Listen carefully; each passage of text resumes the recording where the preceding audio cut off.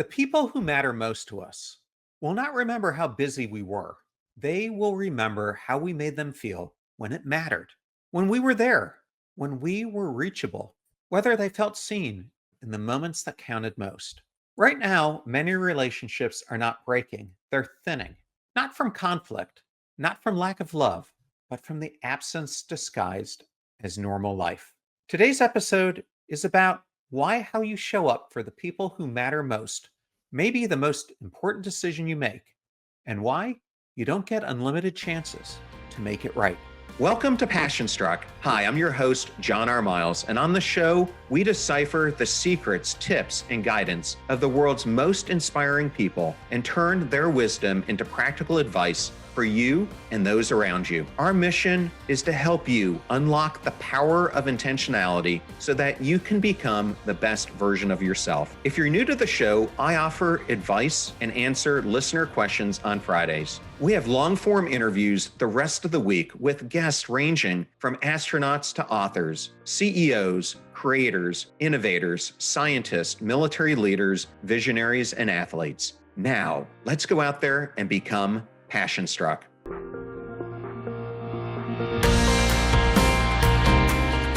Before we go deeper today, let me take you back to a memory that still teaches me just how powerful simple presence can be. When my kids were still young, we used to escape to a playground on Signal Mountain outside of Chattanooga, Tennessee called the Pumpkin Patch. If you've ever been there, you know it's magic. Wooden castles, rope bridges, long slides, hidden corners, the kind of place where kids don't just play, they vanish into pure joy. I remember being there like it was yesterday with my children, my nieces and nephews, running, climbing, laughing, completely lost in the moment. No phone in my hand, no agenda in my head, no sense that we needed to be anywhere else. Just play. What stays with me now isn't only how happy they were, it's how free I felt. In those hours, I wasn't managing life. I wasn't solving problems. I wasn't carrying tomorrow's weight. I was simply there. And because I was there, fully, unhurriedly, they felt it. Years later, that same feeling returned when my siblings, cousins, aunts, and uncles would all end up outside playing a gloriously chaotic game of family football. No real teams, no official score, just laughter. Endless arguments over imaginary first downs. Someone always yelling that they were wide open. Someone else always cheating just a little. Those moments mattered, not because they were perfect, but because everyone was fully in them, present, unself conscious, alive together. And here's what I've been reflecting on lately. Those moments that we cherish decades later aren't defined by what we accomplished. They're defined by how present we were, how available we were to one another, how little stood between us and the people we love, which brings us to a hard but necessary question. If presence is what makes those moments matter, what happens when presence becomes optional? Before we go there, I want to pause on something that's been hitting me hard lately. Those memories I just shared, the playground, the backyard football games, they stay with me not because they were perfect, but because presence was effortless in them. And every week I hear from listeners who say things like, I felt that story in my chest. But how do I actually create more moments like that in my own life? That's exactly why we create free companion workbooks for episodes just like this one. They're simple, intentional tools designed to help you move from insight to live change. Reflection questions to uncover where presence is thinning in your closest relationships. Small presence practices you can start tonight. Prompts to notice how mattering feels when you give it and when you receive it. Gentle challenges to rebuild those social muscles we've let quiet down. Because becoming more present isn't automatic. It's a choice we get to practice one moment, one person at a time. You can download this episode's free workbook and all others directly from the Substack post that accompanies every single episode. Just head to theignitedlife.net and join the community. It's completely free. We've been reflecting on those rare, unhurried moments of full presence, the kind we felt at the playground, around the holiday table, in backyard games with family. And we landed on a question we're sitting with. If presence is what makes those moments matter, what happens when it becomes optional? Before we dive into how to show up more fully, let's be crystal clear about why presence matters so deeply. Presence isn't just an enhancement to love, it's how love is actually felt. Most of us assume our care is obvious, that the people closest to us simply know how much they matter to us. But love, left unspoken and unattended, remains invisible.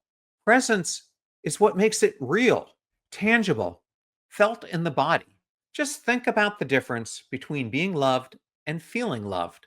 That gap is almost always filled or left empty by presence. When you're truly present with someone, even for a few minutes, you communicate something words rarely capture. You matter to me right now, not later, not after I finish this, right now. You can feel it instantly. Their attention isn't split, their body is relaxed. They're not already half out the door, they're here with you. And in that space, something quiet but profound happens. People soften, they stop performing, they stop bracing. Presence creates emotional safety. It says, without saying it, you don't have to earn my attention, you already have it. That's why presence turns ordinary moments into the ones we never forget. It's rarely the activity itself that lingers, it's how fully it was shared. A simple walk becomes a memory you carry for decades. A quiet meal becomes a milestone. A random afternoon becomes a story retold with a smile years later.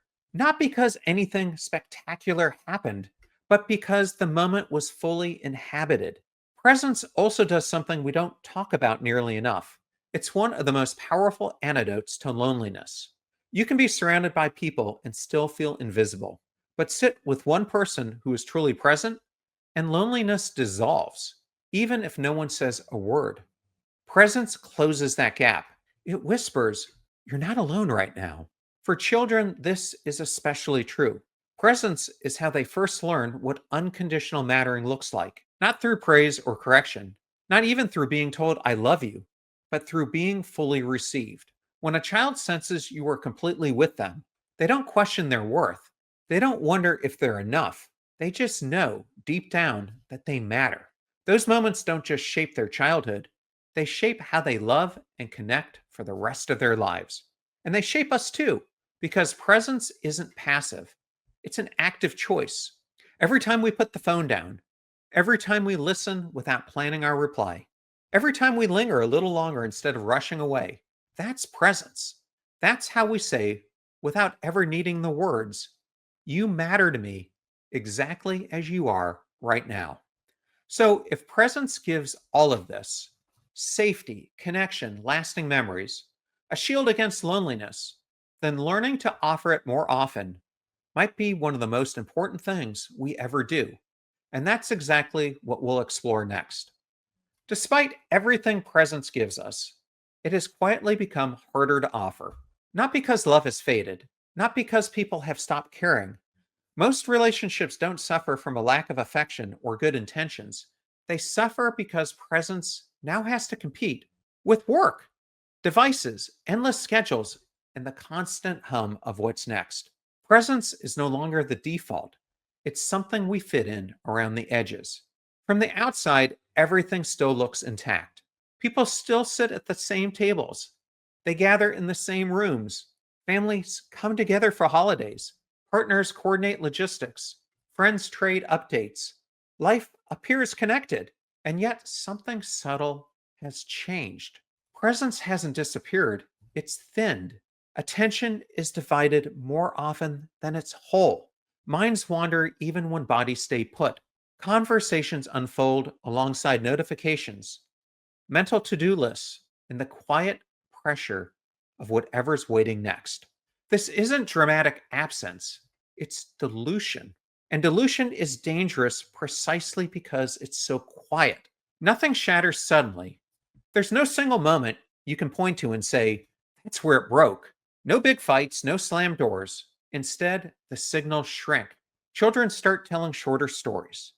The colorful details vanish first, then the emotion. Eventually, they offer only the headline, delivered fast, as if taking up too much space. might be asking too much. Adult conversations follow the same path. Talk becomes efficient. Updates replace real exploration. Check ins stand in for true connection. And what once felt like a shared inner world slowly turns into two parallel lives moving side by side. You can sit right next to someone and still feel unseen. Relationships rarely collapse, they erode, not from outright neglect, but from quiet adaptation. When attention feels inconsistent, people adjust. They share less, they reach out more carefully. They learn which parts of themselves land easily and which feel like an interruption. Over time, more and more stays hidden. This is easier to grasp if you think about the body. A muscle you stop using doesn't vanish overnight, it weakens gradually. Strength fades, endurance drops, range narrows. Movements that once felt effortless start to feel awkward, even risky. The same thing happens in relationships. The capacities that keep closeness alive, things like deep listening, staying with discomfort, sharing unfinished thoughts, reaching without guarantee, are social muscles.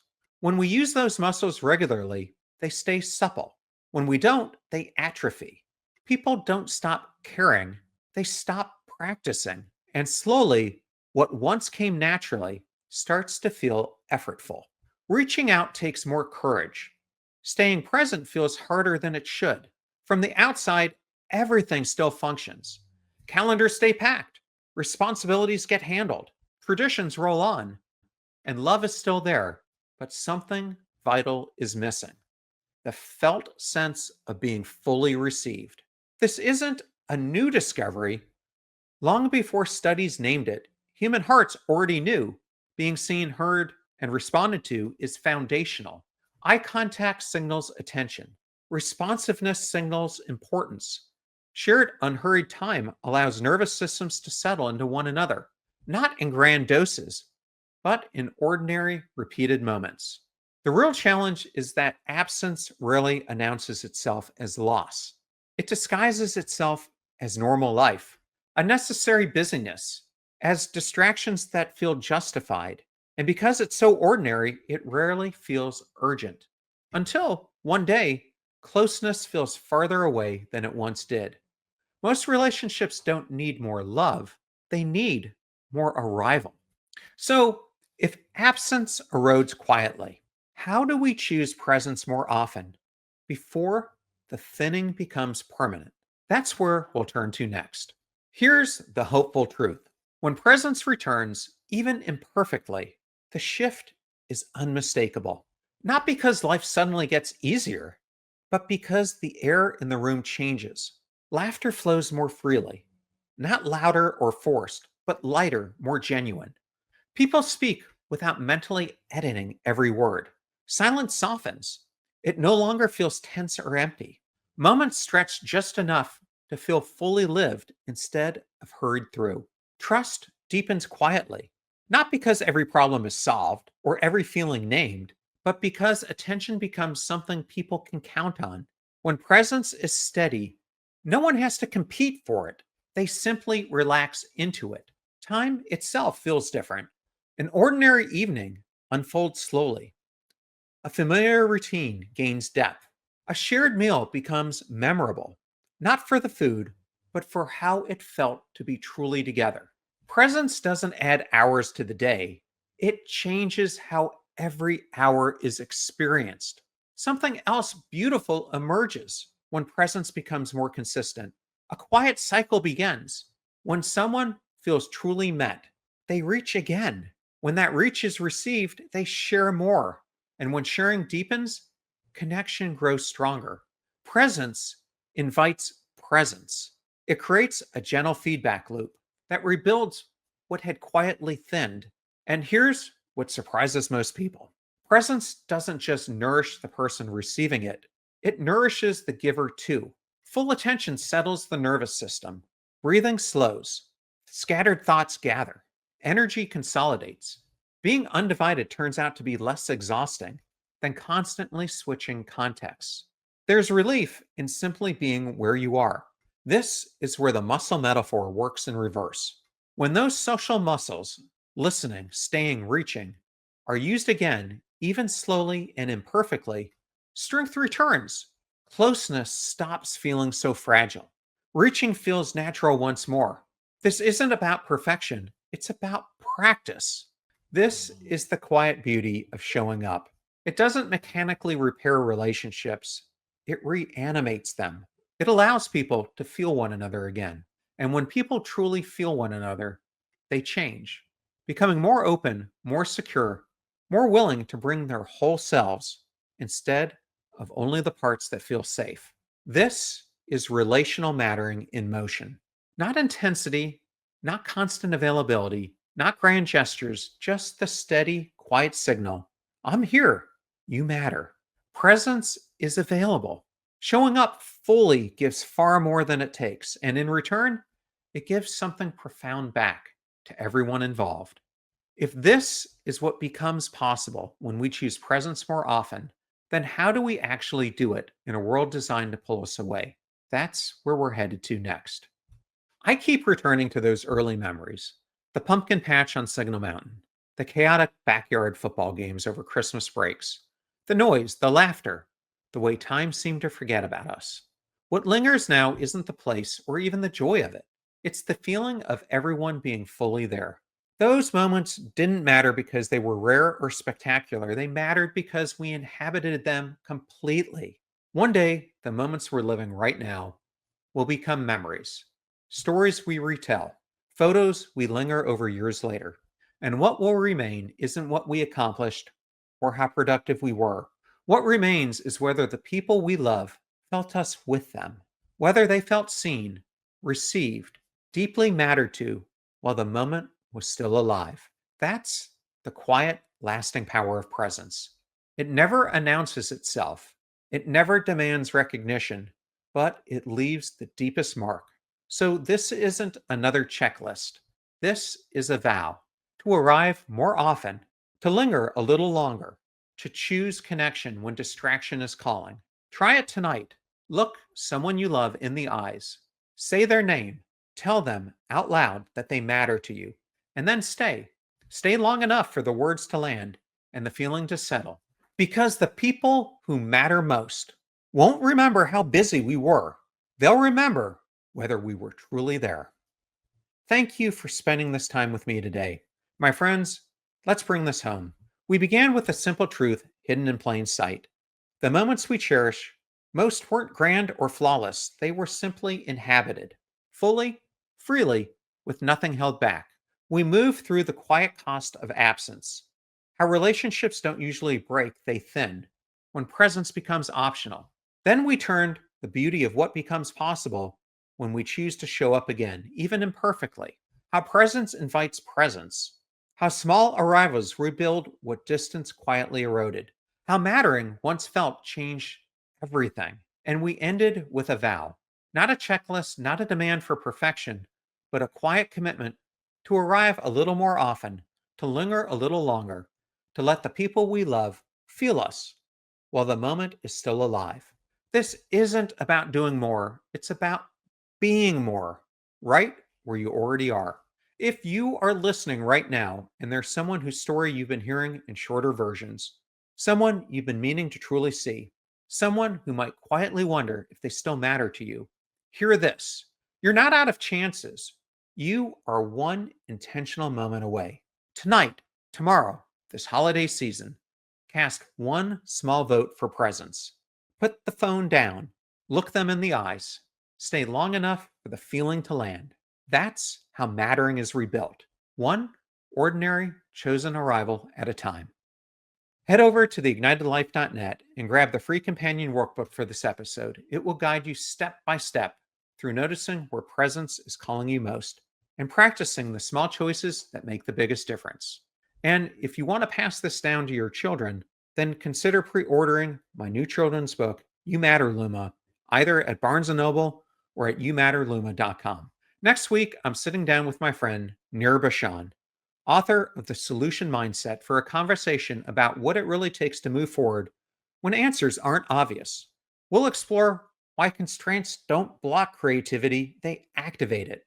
how to train your brain to see possibilities instead of problems, and why the future belongs to those who can adapt without losing themselves. Because becoming isn't just about showing up for others, it's about how we show up for the challenges life hands us next. For people, I highly suggest that somebody's frustrated at work, things aren't happening. I highly suggest that you step out of that like laser focus of what's going on that minute, that day, that week, and start to look at your career and start to look at your life as a long-term trajectory, right? Is it how you treat other people? Maybe you going to work at that particular place, John, isn't about the work that you do. Maybe it's about how you're touching other employees there and how you're helping them through their problems, how you're making an impact with your community. I'm John Miles, you've been Passion Struck, and until next time, choose presence over distraction, connection over convenience, and live like the people you love can feel it.